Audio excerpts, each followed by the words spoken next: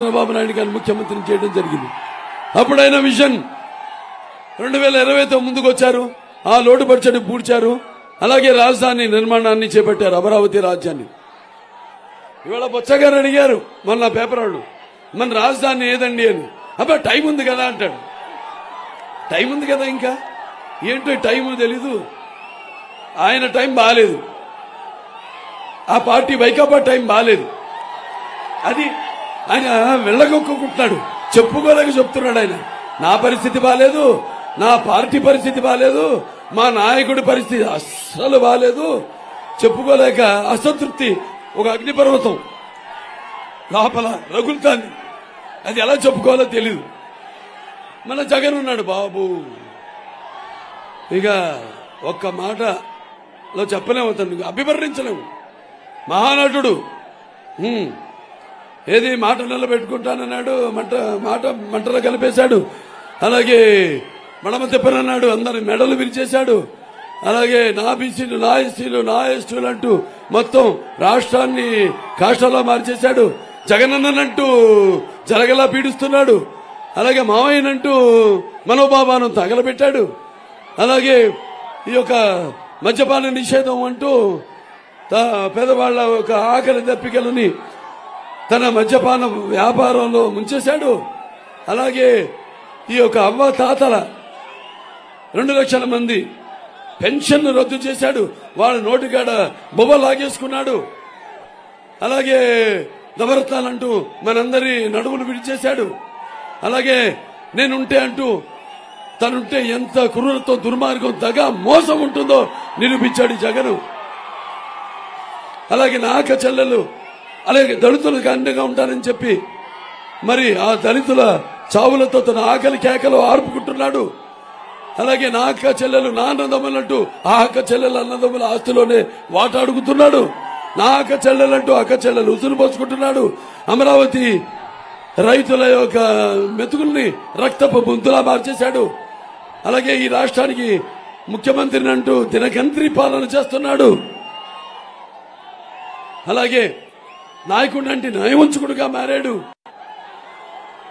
ఇలా మొత్తం రాష్ట్రం అంతా కూడా భ్రష్టు పెట్టించేశాడు ఈ జగన్.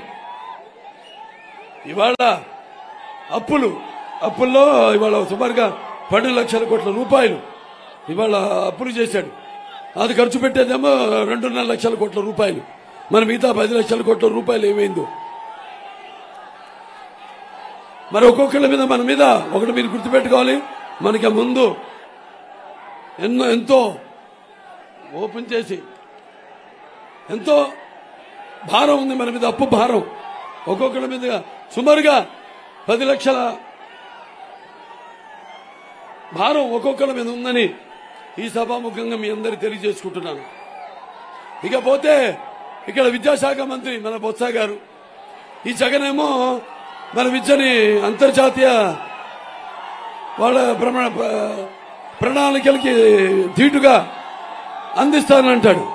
ఇవాళ చూస్తే మన రాష్ట్రం మొత్తం సుమారుగా 67,984 స్కూళ్లుంటే మరి అందులో మనకి ఇవాళ ఒక్క టీచరే ఉన్న స్కూళ్లు సుమారుగా 12,383 స్కూళ్లు ఉన్నాయి మనకి. ఒకే టీచర్ ఉన్న స్కూళ్లు. మరి ఒక్క టీచరు మన పిల్లలకి అన్ని సబ్జెక్ట్స్ చెప్పగలుగుతాడు. మరి ఒక టీచరు మరి ఇన్ని మొత్తం క్లాసులకి పాఠాలు చెప్పగలుగుతాడా? ఇన్ని క్లాసులకి మరి టీచర్ లేని స్కూళ్ళన్నిటికేమో రంగులేస్తాడు. రంగులేసి ఏదో పెద్ద ఆర్భాటం చేస్తాడు, అంతర్జాతీయ విద్యను మీకు అందిస్తానంటూ. మరి వాళ్ళ మనం చూస్తే సుమారుగా మన రాష్ట్రంలో అటు ప్రైవేట్ స్కూల్ కానివ్వండి, లేకపోతే గవర్నమెంట్ స్కూల్ కానివ్వండి, 20,000 మంది టీచర్లు తక్కువయ్యారు.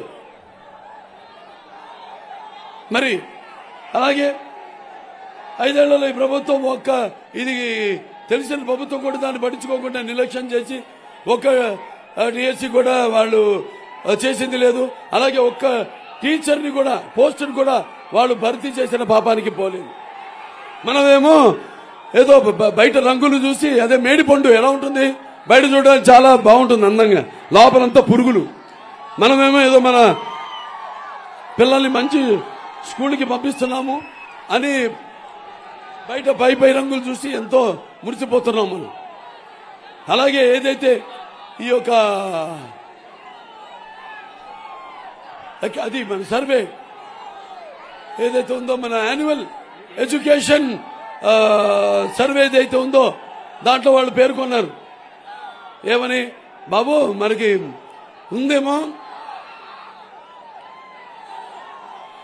5వ తరగతి విద్యార్థి 3వ తరగతి పుస్తకం కూడా చదవలేకపోతున్నాడని.